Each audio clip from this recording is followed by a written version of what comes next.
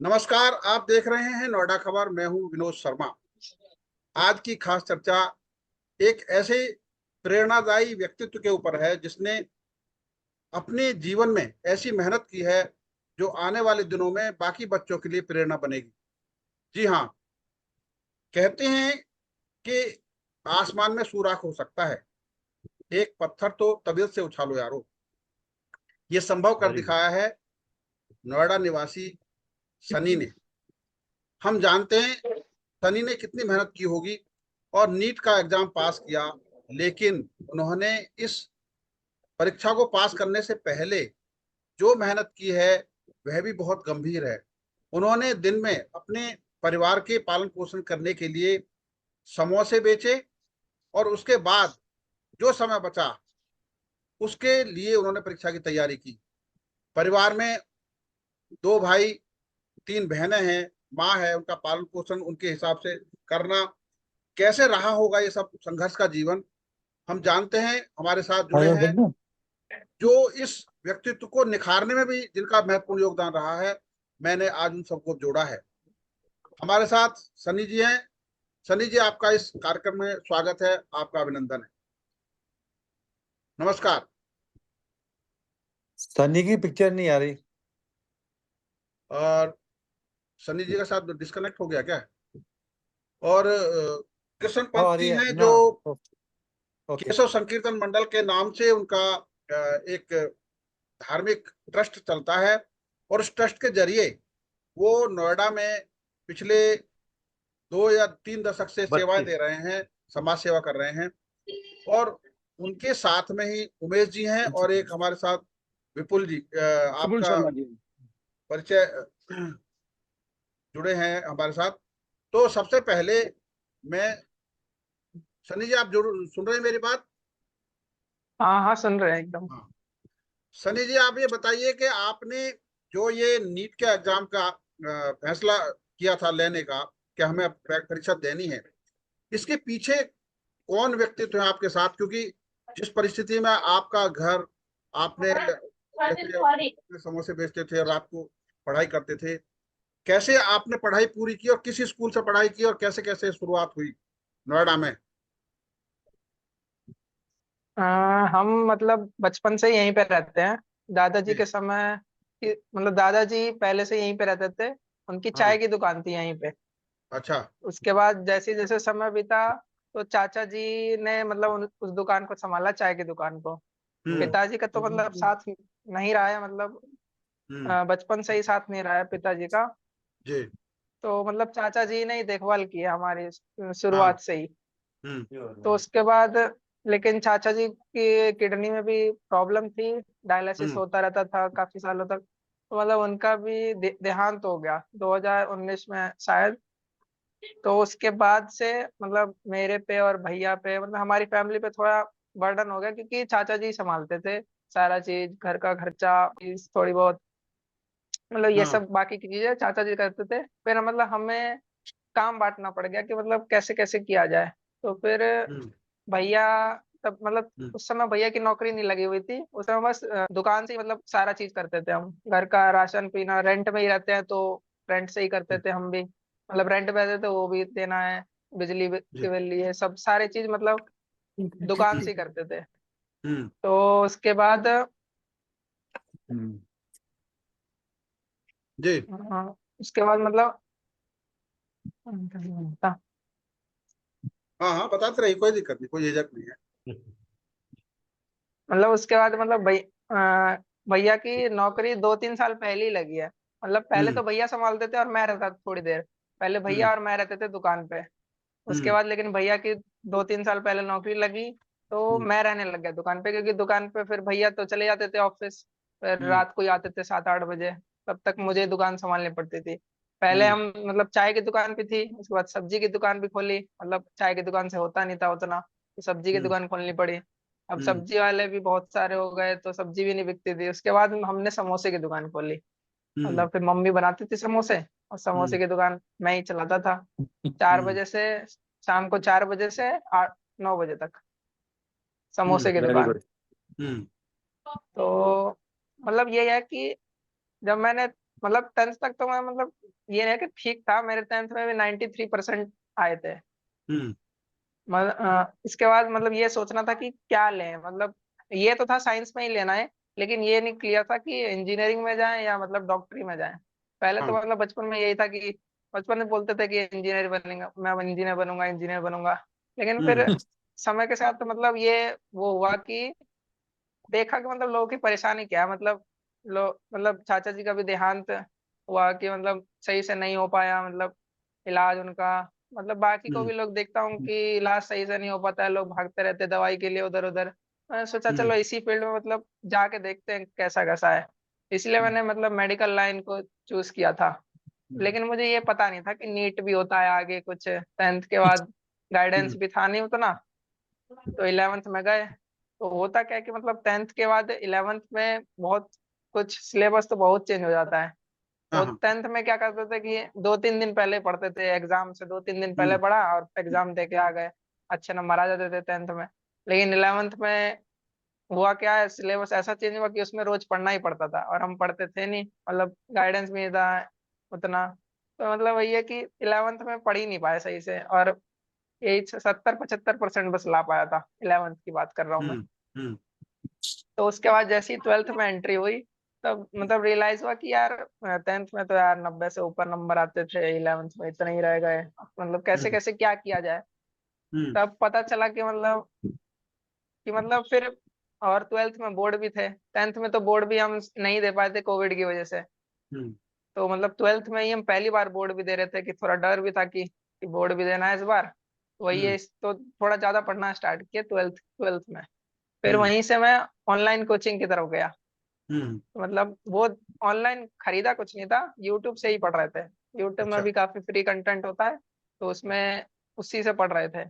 और टेलीग्राम पे भी कुछ वीडियोस थे, उनसे भी पढ़ रहे थे। तो वही मतलब उस समय भी मतलब क्या होता था कि 11वीं में मेरे कुछ दोस्त थे, तो वो हम्म मतलब उन्होंने कोई बैच होता है वो खरीद के पढ़ते थे। लेकिन उन्होंने हम्म मुझे बताया नहीं था कि ऐसा कुछ कुछ बैच होता है, वो नीट के लिए 11th से ही पढ़ रहे थे, लेकिन हम्म मुझे उतना पता नहीं था। और छुट्टियां भी, कोविड का भी थोड़ा बहुत टाइम भी था, तो मतलब छुट्टियां भी ज्यादा रहती थी, पता भी नहीं चल पाया। फिर जब हम्म 12th में आया तो पता चला कि कोई बैच भी होता है, मतलब फिजिक्स वाला की कोई टीम है, मतलब हम्म कोचिंग है एक, कि वो हम्म ऑनलाइन कोचिंग करते हैं, पढ़ाते हम्म हैं। हम्म तो मेरे दोस्त सब वो कोचिंग करते थे, मतलब वो लेके जितने भी दोस्त है ना, मतलब हम्म जितने भी बैचमेट थे वो सारे, सब नहीं ले रखा था, ऑलमोस्ट एक दो हम्म को छोड़ के बाकी ने सब नहीं ले रखा था वो। हम्म तो मैं तभी तो उतना पैसा नहीं था कि 12वीं में मैंने लिया नहीं बैच। तो ऐसे ही टेलीग्राम पे कुछ वीडियोस मिल जाती थी उन्हीं बैच की, तो वही पढ़ के मैंने वो किया, आगे की हम्म स्टडी करी, और बस ट्वेल्थ ट्वेल्थ में पढ़ा। और उससे मेरे मतलब 95% भी आए, ऐसे कुछ मतलब अच्छे मार्क्स ला पाया मैं। हम्म ये ज्यादा बैच मतलब था मैंने। हम्म तो उसके बाद मतलब तैयारी भी नहीं करी थी नीट के बारे में, नीट 12th में ही पता चला कि नीट भी होता है हम्म, आगे के लिए, मतलब एमबीबीएस करना है तो नीट देना पड़ेगा, कॉम्पिटिटिव लेवल है। और जी 12th में होता भी क्या था कि स्कूल है, तो स्कूल 8 बजे से 2-3 बजे तक स्कूल रहता था, और उसके बाद 4 बजे से दुकान खोलनी है। तो मतलब बीच में टाइम मिल नहीं पाया, स्कूल से आते ही दुकान भी खोलना है। तो दुकान खोला 4 बजे से, फिर 9 बजे तक, खाना खाते खाते 10 बज गया। फिर स्कूल का होमवर्क और करो। फिर उसके बाद यही है कि मतलब तैयारी नहीं कर पाया सही से नीट के लिए हम्म 12th में। हम्म 2-3 ही घंटा बचता था रात में, 2-3 बजे तक मैं पढ़ता था रात में, जो भी कर हम्म पाया मैं। तो लेकिन पता चलता है कि कॉम्पिटिटिव लेवल है तो 8-10 घंटे से कम चलेगा नहीं, कि 8-10 घंटे हम नहीं पढ़ रहे हैं उस चीज को। फिर हम्म मतलब नहीं हो पाया ट्वेल्थ। ट्वेल्थ में तो मैं मना कर रहा था कि भैया को मैं नहीं दूंगा नीट का एग्जाम, होगा ही नहीं, 11th भी कुछ भी पढ़ा नहीं है, और ट्वेल्थ भी मतलब ट्वेल्थ ठीक ठाक है बस। तो मैं मना कर रहा था, लेकिन भैया कह रहे थे चल एक बार देख के ही आ जा कैसे कैसे बैठते हैं, ओएमआर कैसे फिल करनी है। तो इसलिए मैं गया था, और मेरे उसमें 292 नंबर आए थे। अच्छा तो उसके बाद मैंने सोच ही लिया था कि एक साल ड्रॉप लेके आराम से पढ़ेंगे। तो एक साल जब ड्रॉप लिया, उसमें मैंने फिजिक्स वाला की ऑनलाइन कोचिंग लिया, एक होता है यकीन बैच, उसमें वो नीट की प्रिपरेशन करवाते हैं बच्चों को। हम्म काफी मतलब बहुत अच्छा बैच है, उसमें टीचर्स तो एकदम मस्त मिले हैं, तो मतलब सब समझ में आ जाता था। और 12th में भी थोड़ा बहुत उनसे पढ़ा था तो समझ में आता था कि ये बढ़िया टीचर है, तो इन्हीं से कंटिन्यू करना है आगे। तो इसीलिए 1 साल पूरा मेहनत करके पूरा वो बैच फॉलो किया। सारे मतलब टेस्ट वेस्ट भी दिए काफी सारे, बीच बीच में उनका टेस्ट भी होते थे, क्वेश्चन भी देते थे, तो वो सब करके आगे किया। और ये भी था कि मतलब 1 साल जब ड्रॉप लिया ना, तो टाइम थोड़ा ज्यादा मिल गया, क्योंकि स्कूल नहीं होता था उस समय, मतलब स्कूल तो हो गया था कंप्लीट, तो स्कूल के टाइम में पढ़ने लगता था। स्कूल के टाइम मतलब स्कूल का टाइम जो बचा ना, उसमें मैं पढ़ाई करने लग गया। तो ऐसे करते करते जब ड्रॉप पूरा हुआ, तब मैं अभी पेपर दिया हूँ तो 664 नंबर आए हैं इसमें। तो यही है। टोटल ये जैसे 23 लाख छात्रों ने ये एग्जाम दिए थे, तो उसके हिसाब से आपका कौन सा रैंक आया? रैंक है मेरा 16,316। अच्छा, तो कुल मिला के ये देखा जा सकता है, क्योंकि मेरे ख्याल से 54,000 के करीब सीट है जो उसमें है, उसके हिसाब से हाँ, तो कंफर्म है। तो अभी जो पढ़ाई है, क्योंकि अभी तो शुरू होगी आपकी इसकी मेडिकल की जो पढ़ाई जो शुरू होगी, तो उसमें काफी खर्चा हो गया सरकार की तरफ से भी कोई, या किस तरीके से मदद मिल पाएगी इसमें? इसमें मतलब जिस कोचिंग से मैं पढ़ता था, उनके जो मतलब फाउंडर हैं, एनसीओ अलक पांडे सर, मतलब वो काफी अच्छे हैं दिल के, तो उन्होंने मतलब मुझे कंडीशन और को देखा, तो उस हिसाब से हमें स्कॉलरशिप भी दी है अच्छा। कि मतलब आगे की पढ़ाई कर पाए पूरे 5 साल के लिए। तो हम्म। उन्होंने मतलब ये उन्होंने पूरा मतलब मेरे 5.5 साल की पढ़ाई के लिए पूरा कर दिया एकदम। तो वेरी मैं गुड। उनका भी धन्यवाद करना चाहता हूँ। तो शुरुआत में पढ़ाई आपने किसको स्कूल से की है? मैंने भावराव देवरस सरस्वती विद्या मंदिर जो नोएडा में है, मैंने हम्म। वहां से करी है। हम्म। और मतलब ऐसा भी था कि मतलब ज्यादा कमाने का मतलब सोर्स भी नहीं था, तो उस समय मतलब स्कूल की फीस नहीं दे पाते थे ना, हाँ। तो मतलब स्कूल हमारे माफ करवाते थे, मतलब बहुत उसमें भागना ही पड़ता था, लेकिन हो जाती थी। मतलब हमारे केशव जी हैं, मतलब केशव पंत जी हम बुलाते थे उन्हें, वो हम्म। केशव संकीर्तन मंडल है कोई, हम्म। तो मतलब वो हमारी फीस माफ करते थे। हम्म। किशन पंत जी। जी जी। हाँ। हाँ, बहुत अच्छी आपने मतलब मेहनत की है, और कहते हैं कि मेहनत का फल मीठा होता है, और आपने जो मेहनत की उसका नतीजा निकला है। उम्मीद है परिवार को आगे बढ़ाएंगे। और हम आपकी इस चर्चा में हमारे साथ जुड़े हैं केशव संकीर्तन मंडल के कृष्ण पंत जी, जिन्होंने शुरुआत में ऐसी प्रतिभा को निखारा भी और साथ में परखा भी। पंत जी, कब मुलाकात हुई आपकी हाँ सनी से? नमस्कार भाई साहब। नमस्कार। हाँ नमस्कार। और सनी आपको भी बहुत बहुत शुभाशीष।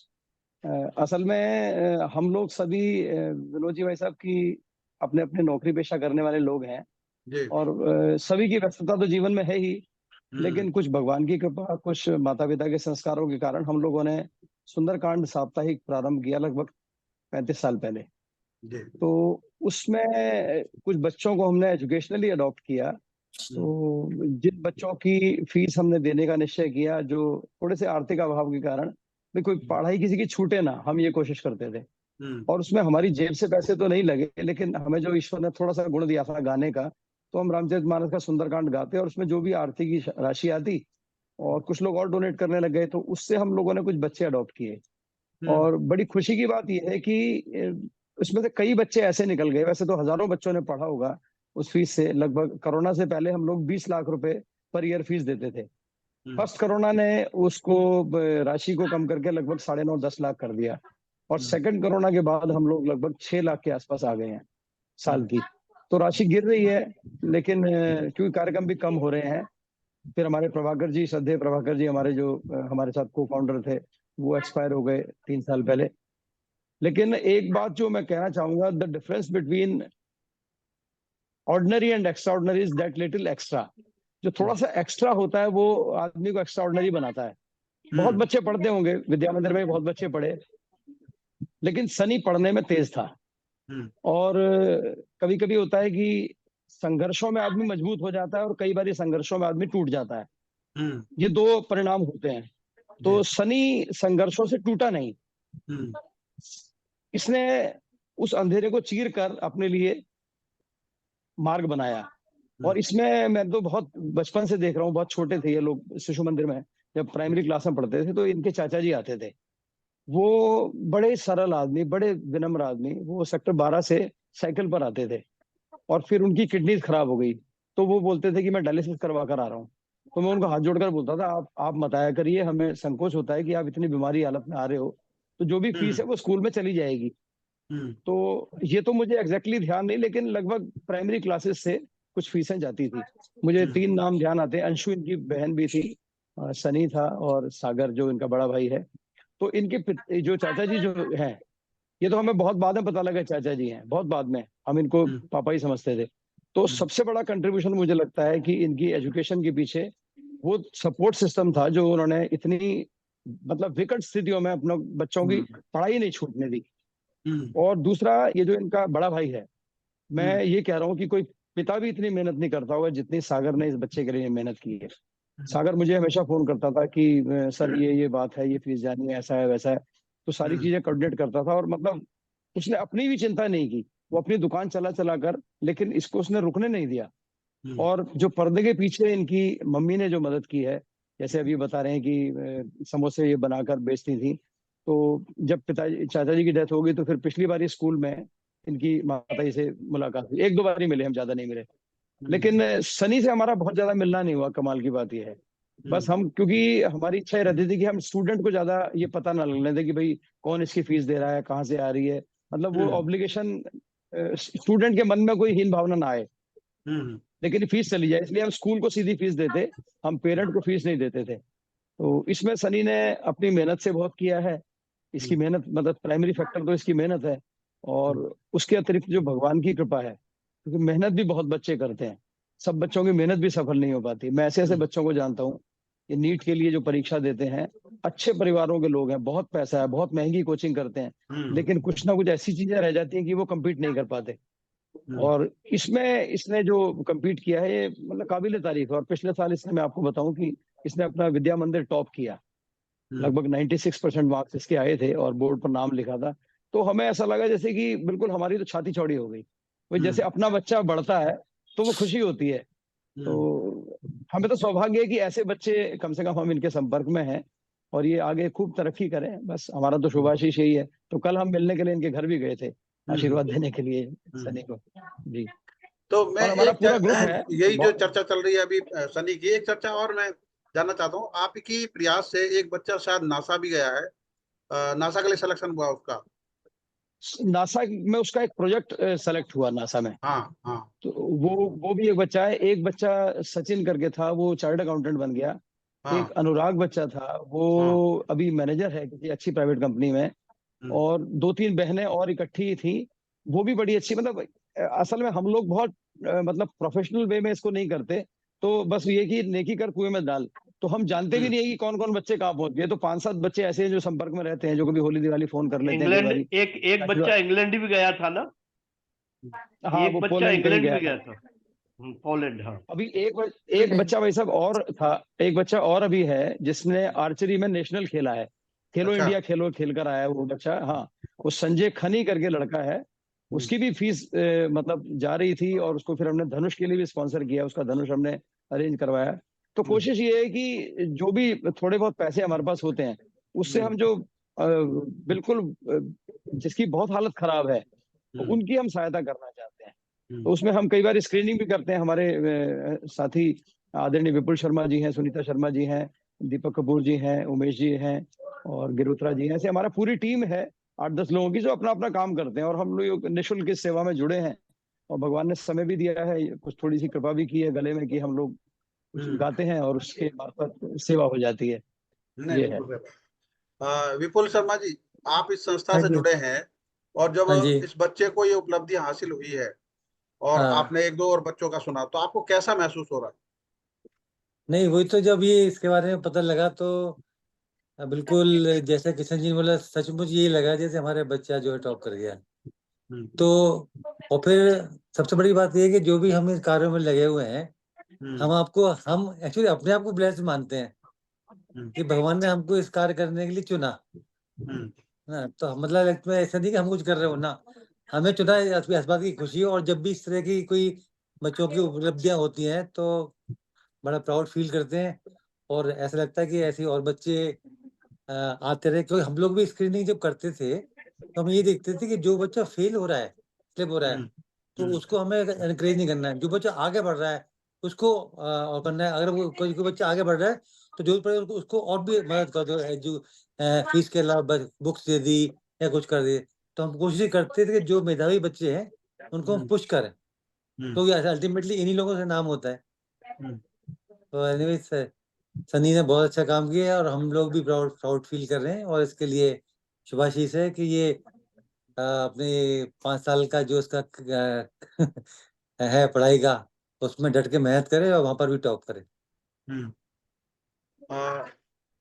उमेश जी, आपका अनुभव, क्योंकि sir. आप इस संस्था से जुड़े हैं और आज आपके बच्चे ने, जो संस्था से जुड़े हुए बच्चे ने ये उपलब्धि हासिल की है सनी ने, आपको कैसा लग रहा है? और जो, क्योंकि आपने शुरुआत से कई और बच्चे देखे होंगे ऐसे जिनको आपने परखा, और ये सबसे बड़ी बात ये है कि संस्था ने उन बच्चों को परखा जो वाकई एक माइलस्टोन जिन्होंने स्थापित किया आने, तो उनकी प्रतिभा को शुरू में देखा। मैं कभी एक स्कूल में गया था और मैंने वहां की प्रिंसिपल से बोला कि अगर एक मुट्ठी गेहूं के दाने रखे हैं तो क्या आप दूर से देख के पहचान सकते हैं कि इनमें कौन सा दाना प्रोडक्टिविटी वाला है? जब तक उस दाने को बोएंगे नहीं तब तक उसकी प्रतिभा का पता कैसे चलेगा? बहुत सारे बड़े पब्लिक स्कूल प्रतिभाशाली बच्चों के दरवाजे इसलिए बंद कर देते हैं कि आर्थिक रूप से उनके पास फीस देने के पैसे नहीं होते। तो ऐसे में जो भावराव देवरस स्कूल है वो भी बड़ी महत्वपूर्ण भूमिका निभा रहा है और आपने उसको आगे बढ़ाने में महत्वपूर्ण योगदान दिया है। उमेश जी, कैसे महसूस कर रहे हैं इस तरह के, क्योंकि इससे और प्रोत्साहन मिलेगा और बच्चों को मदद मिलेगी? राम राम भाई साहब पहले तो, और राम राम। आप इस सन्नी के लिए भी बहुत बहुत शुभाशीष, और आपके लिए भी धन्यवाद कि आपने ये मौका दिया हमको अपने साथ जुड़ने का। हालांकि आपको हम पहले से भी जानते हैं, 2 बार प्रोग्राम भी आपके यहाँ हुआ है और हम गए हैं। जी जी। वैसे तो भाई साहब मैं सबसे ज्यादा धन्यवाद किशन पंत जी को देना चाहता हूँ, क्योंकि इसकी सर्वे सर्वा यही है। हम तो अपने सब कामों में इतने व्यस्त रहते हैं, कार्यक्रम कहाँ ऑर्गेनाइज है, किस टाइम ऑर्गेनाइज है, कैसे ऑर्गेनाइज है, ये इन्हीं की देन है और इनकी कृपा है हमारे ऊपर कि हम तो केवल मात्र गिलहरी मात्र हैं, कि गिलहरी वहां जाती थी और उस पुल में अपना एक कण देती थी, तो हम तो कण मात्र हैं। बाकी भावराव देवरस और ये सब, एक सरस्वती शिशु मंदिर, बालिका विद्या मंदिर जो निठारी में है, इन तीनों में स्कूल से ये सर्च करते हैं कि वास्तव में इसके लिए इसकी आवश्यकता है या नहीं है। स्कूल से लिस्ट आती है, हमारी टीम है, हम सब अभी भाई साहब विपुल शर्मा जी हैं, बहुत बड़े इंजीनियर पद से रिटायर हुए हैं, और हमारी पूरी टीम इसी बात के लिए होती है कि वास्तव में इसको जरूरत है या हमारी जो सहायता है उसका ये नाजायज फायदा उठा रहा है। तो इस चीज का पूरी तरीका से भली बात सर्च करके तब फिर स्कूल को फीस दी जाती है, और वो किशन जी ने बता दिया कि स्कूल को ही फीस देते हैं हम, जिससे कि बच्चे के मन में कहीं ऐसी हीन भावना नहीं आ जाए कि मुझे तो कोई दूसरी संस्था पढ़ा रही है, या मुझे तो मेरी ये तो स्कूल वाले ये कहा जाता है कि हमारे बच्चे की स्कूल की तरफ से फीस माफ है। और बाकी हमें तो बहुत बड़ा गर्व महसूस होता है जब हमारी संस्था की सहायता से बच्चे आगे बढ़ते हैं। पोलैंड भी गया बच्चा, नासा में भी एक प्रोजेक्ट सेलेक्ट हुआ, और अभी किशन जी ने बताया एक उसमें खेलो इंडिया खेलो में धनुष की व्यवस्था कराई, सन्नी की ये सब व्यवस्था कराई। हमें तो अपने आप पे बड़ा गर्व महसूस होता है कि हम भी ऐसी संस्था के साथ और किशन जी के साथ जुड़े हुए हैं, जिससे कि बहुत बड़ा हमारे लिए एक जीवन में बहुत अच्छा समय है। जी जी। बाकी सब अपना इसमें विनोद जी मैं इसमें विनोद जी एक बात जोड़ना चाहूंगा, क्योंकि हम लोग कोई गवर्नमेंट फंडिंग नहीं लेते हैं, हमारे पास ATG भी नहीं है, तो हमें कोई कहीं से ग्रांट नहीं मिलती, तो हमारे पास पैसा बड़ा सीमित होता है। तो कभी कभी जब हम सिलेक्शन करते हैं बच्चों का तो हमें बहुत कर्कश होना पड़ता है, हमें कड़ा होना पड़ता है। कई लोग बुरा भी मानते हैं, कई लोग हमें बहुत बुरा भला कह भी जाते हैं सही बात। मतलब उनको अगर हमने मान लीजिए पूरे साल की फीस नहीं दी, हमने 6 महीने की फीस दे दी, तो वो हमको बुरा भला कहने लगते हैं, लेकिन हम वो सब झेलते हैं। कई बार ऐसा होता है कि ठीक ठाक आदमी है, पार्ट टाइम कर सकता है, नौकरी कर सकता है, वो भी फीस के लिए मांगता है। हम उनको एजुकेट करते हैं, यार तुम काम करो, क्या दिक्कत है। अब मैं खुद अपने जीवन में बता रहा हूँ, मैं 19 साल से काम कर रहा हूँ, मैंने बहुत पार्ट टाइम करके अपने बच्चे पढ़ाए हैं, तो मैं खुद तो कुछ करूँ नहीं और सिर्फ सहायता के बलबूते बैठूं, ऐसे भी कई बच्चे हैं। मतलब कई पेरेंट्स आते हैं तो उनसे हमें थोड़ा कड़ा भी होना पड़ता है, लेकिन कुल मिलाकर जितना हो रहा है उतना हम कर पा रहे हैं। बस यही भगवान की कृपा है, भगवान जी करवा ले रहे हैं, और हम तो यही सद्बुद्धि मांगते हैं कि ईश्वर ये काम हमसे जब तक हमारा जीवन, जब तक सांसें चल रही हैं, कुछ ना कुछ करवा ले। देखिए अपना पेट तो कुत्ता बिल्ली गधा सब भरते हैं, सब भरते हैं। जिसने इस पृथ्वी पर जन्म लिया है, जिसको भगवान ने पेट दिया है, वो खाने भी खा लेता है। लेकिन अपने अतिरिक्त कुछ हम करें, ये मनुष्यता है वास्तव में। नहीं तो ये तो फिर हमारे और जानवरों में फर्क क्या रह गया। तो मैं तो ये भी चाहूंगा कि जो बच्चे बढ़ गए और वो कहीं ना कहीं कभी भी उन्होंने छोटी सी भी सहायता कभी कहीं से प्राप्त की हो, वो आगे बढ़े और आगे उनका जीवन ऐसा बने कि कोई कभी राह में ऐसा कोई पीछे दिख जाए तो उसका हाथ पकड़कर वो आगे ले जाए। मैं हमेशा ऐसा इंस्पायर करता हूँ अपने जो भी हमारे बच्चे मेरे को मिलते हैं, तो ये मैं एक्सपेक्ट करूंगा और मैं उम्मीद करूंगा कहीं कहीं पर भी, जहां पर भी रहे, ये विदेश में रहे, हिंदुस्तान में रहे, जहां भी रहे, तो कोशिश करेगी भाई कोई भी अगर कोई ऐसा बच्चा मिलता है जीवन में, तो किसी एक बच्चे को भी उठाकर आगे ले जाए, तो मतलब बहुत बड़ा बड़ा काम हो जाएगा इसके जीवन का। बिल्कुल। ये है। मैं सनी से भी पूछना चाहूंगा। सनी, क्योंकि अब चुनौतियां डबल हो गई, अब आपको आगे का सफर तय करना है, और इधर जो अब तक आप परिवार को उतना समय दे रहे थे, क्योंकि आप माँ के साथ जुड़ के समय दे रहे थे, शायद उस समय में कुछ कटौती करनी पड़े, तो किस तरीके से आपने सोचा लक्ष्य आगे का जो तय करना है 5 साल? अभी तो अब देखिए मतलब एमबीबीएस की पढ़ाई काफी मतलब मैंने सुना है कि मतलब बहुत बड़ा होता है एकदम, उसमें काफी चीजें अभी आएंगी टफ, मतलब अभी तो और चीजें बढ़ेंगी, अभी तो बस शुरुआत ही हुई है, मैं ऐसा मानता हूँ। तो वो यही है कि घर का मतलब घर का खर्चा वर्चा तो भैया और मम्मी को ही संभालना पड़ेगा, मतलब मैं तो अब ज्यादा कुछ नहीं कर पाऊंगा, मुझे तो अब अपनी स्टडीज में ज्यादा ध्यान देना पड़ेगा ना। वही है, मैं चाहता हूँ कैसे भी करके ये 5.5 साल जल्दी से जल्दी अच्छे से एकदम बढ़िया से पढ़ के एकदम मतलब टॉप स्कोर करूँ अपने भी कॉलेज में, और यही आगे का मैं चाहता हूँ। तो अभी सनी जो सनी हम खड़े हैं पीछे, वैसे हम अभी हाँ भी पीछे खड़े हैं, कोई चिंता की बात नहीं है। अगर हमारे लायक जो भी होगा परिवार के साथ, तुम बिल्कुल 5 साल तुम्हें अपने जो है ना ये घर की तरफ देखने की ज्यादा जरूरत नहीं है, हम लोग खड़े हैं, निश्चिंत रहिए। कुछ ना कुछ व्यवस्था हमारी ओर से भी रहेगी, हमेशा से परिवार के साथ हम खड़े हैं। धन्यवाद, बिल्कुल कोई चिंता की बहुत बात बहुत धन्यवाद। मैं ये जानना चाह रहा हूँ कि सनी, जो आप मूलतः कहाँ से हैं, और परिवार की जो स्थिति है, क्योंकि अभी आपने बताया कि माँ है, 3 सिस्टर हैं, और तो 2 भाई हो आप, तो परिवार आपका कहाँ से है मूलतः? हम बिहार के रहने वाले हैं, मतलब अच्छा बिहार में हमारा गांव पड़ता है, बिहार में मधेपुरा साइड में। अच्छा। वैसे रहते हैं हम बचपन से यहीं पे हैं, कभी कभी बस जाते हैं गाँव। हम्म। तो चाचा आपके क्या यहाँ के, उन्होंने चाय की दुकान खोली थी या दादाजी थे पहले? दादा दादाजी के समय की थी चाय की दुकान, अच्छा। उसके बाद चाचा जी ने संभाला। दादाजी फिर गांव चले गए थे, वहाँ थोड़ा बहुत खेत वेत था तो उसको देखने के लिए, हाँ। हम्म। मतलब वहाँ पे भी घर बना है तो वहाँ अभी कोई रहना चाहिए, इसीलिए दादाजी चले गए थे, फिर चाचा जी ने ही संभाला है। हम्म। तो चाचा जी के जाने के बाद, क्योंकि सबसे बड़ी चुनौती आई आपके पास, चाचा जी जब एक्सपायर हुए तो उस समय आप कौन सी क्लास में थे और क्या कर रहे थे, और जब आपने सुना कि चाचा जी चले गए तो फिर कैसा लगा होगा उस समय? ये 2019 का वक्त है शायद, जब चाचा जी एक्सपायर हुए थे। तब तो मैं हाँ। छोटी क्लास में था, उतनी समझ भी नहीं थी।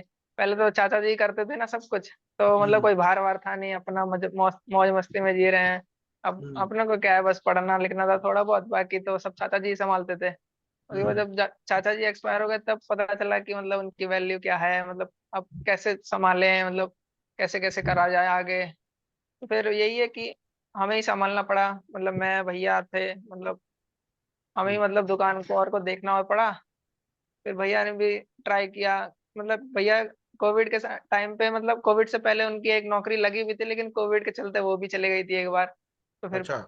वही फिर भैया फिर वो इसमें ही दुकान पे ज्यादा थोड़ा ध्यान देने लग गए थे। उसके बाद अभी कुछ समय पहले प्राइवेट कंपनी में, किसी इंश्योरेंस कंपनी में अभी जॉब लगी है 2 साल पहले, तब से। लेकिन 2 साल पहले से तो अभी मैं ही चला रहा हूँ दुकान, मतलब। तो माँ का रोल इसमें जो शुरू से, क्योंकि आपकी पढ़ाई से लेके और यहाँ तक इस मंजिल तक पहुंचाने में माँ की जो भूमिका है, कैसे याद करते हैं? मम्मी नहीं तो सीखा ही हूँ, मतलब मम्मी से ही कि कैसे, मतलब मम्मी ने ही मोटिवेट किया था। एक दिन मम्मी को बोला भी था, मतलब मेरे को तभी, मतलब मम्मी कह रही थी कि तू तुझे ही पढ़ाना, मतलब तू आगे बढ़ बस, अभी तो मतलब तू ही करेगा, मतलब जो अभी, मतलब दुकान वुकान कब तक मतलब करते रहेंगे, आगे भी तो कुछ करना है मतलब लाइफ में।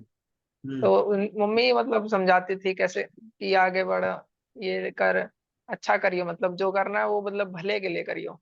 मतलब यही है मम्मी का रोल। तो आपको इस सफलता के बाद परिवार के, रिश्तेदारों के और जगह से भी मैसेज आए होंगे, लोगों से के फोन आए होंगे परिवार के? हाँ, अब तो काफी आ रहे हैं, मतलब अभी तो मीडिया वाले भी काफी 2 दिन से परेशान कर रहे थे, मतलब। लेकिन भाई साहब, विनोद जी, मेरा एक निवेदन है, मैं मेरे जी हृदय की इच्छा है। अच्छा, मैं बड़ा बेबाक अपनी राय रखता हूँ, कोई माने या ना माने। जी। मैं ये मानता हूँ कि और मैं अपने कार्यक्रमों में भी बोलता हूँ, कई बार लोग हमारी सूचना सुनते हैं और तालियां बजाते हैं, और बाद में बोलते हैं भाई साहब बहुत अच्छा, बहुत अच्छा। तो मैंने कहा, आपकी तालियों से किसी बच्चे की फीस नहीं जा पाएगी। बच्चे की फीस जाएगी, बच्चे की फीस जाएगी पैसे दे के। तो अब शुभकामनाएं संदेश भी आ रहे हैं, लोग रिकॉर्डिंग भी कर रहे हैं, सब हो रहा है। भाई आप बेसिक जड़ में पानी डालो ना। अब ये परिवार, ये सनी बालक अगर जाएगा तो परिवार के लिए क्या होगा? तो आप बिल्कुल। उसकी जो बधाई संदेश दे रहे हैं ना, मैं उनको ये बोलूंगा, भाई आप बधाई संदेश दो या ना दो, आप ये सोचो कि भैया घर का राशन कैसे आएगा, घर का किराया कैसे दिया जाएगा। अगर आपने बच्चे की सहायता करनी है तो बच्चा तो चलो अब फिजिक्स वालों ने अडॉप्ट कर लिया, वो इसकी फीस दे देंगे। लेकिन पीछे का जो रोल है भाई, अगर नहीं तो इसको यही चिंता रहेगी मेरे परिवार का क्या होगा। तो इसको चिंता मुक्त बनाने के लिए जो शुभचिंतक है, जहां तक भी मैसेज जाएगा, ये यूट्यूब के माध्यम से मुझे लगता है कई जगह जाएगा, तो मैं उन सभी लोगों को आह्वान करूंगा, भैया आप चाहे छोटी सी राशि, लेकिन आप नियमित ये तय करो कि भाई आप इस परिवार के साथ खड़े हो, तब तो फायदा है। नहीं तो फिर सब नेतागिरी और लिफाफेबाजी हो जाएगी। तो मैं ये बिल्कुल हृदय से अपनी बात कह रहा हूँ, और उसका कारण ये है कि हम भी खड़े रहेंगे, और हम भी कुछ ना कुछ सहयोग हमेशा करते रहेंगे, जब तक ये बच्चा ट्यूशन, मतलब अपना डॉक्टरी करके आएगा। फिर जब ये स्टेथोस्कोप लगाकर आएगा, फिर हम इसको शान से स्वागत करेंगे। लेकिन तब तक मैं चाहूंगा कि सब लोग इसकी सहायता करें। आपने आज की इस चर्चा मेरा में ये संदेश। शामिल हुए पंत जी, सनी जी, विपुल जी और अपने उमेश जी, जो आज की इस पूरी चर्चा में लबल हुआ ये सामने आया है कि प्रतिभा को आगे निखारने के लिए कई हाथ होते हैं, और फिर प्रतिभा खुद जब आगे बढ़ती है तो वो चमकते ध्रुव तारे की तरह हो जाती है। आज सनी ने ये साबित किया कि उन्होंने कड़ी मेहनत के जरिए जो इरादा उन्होंने तय किया उसको पाया। यानी मंजिल पानी है, लक्ष्य तय करना है, तो किस तरीके से किया जा सकता है, ये प्रेरणाप्रद कहानी सनी कुमार की आपने हम हमारे इस चैनल पर सुनी। और मैं अपील करूंगा कि ऐसे बच्चों को उभारने के लिए लोग आर्थिक रूप से उस ट्रस्ट को मदद करें, ताकि और ऐसे बच्चे जो वंचित हैं उन तक उनका लाभ पहुंचे और वो शिक्षा को प्राप्त करें। आप सभी का बहुत बहुत धन्यवाद, पंत जी, सनी जी, विपुल जी।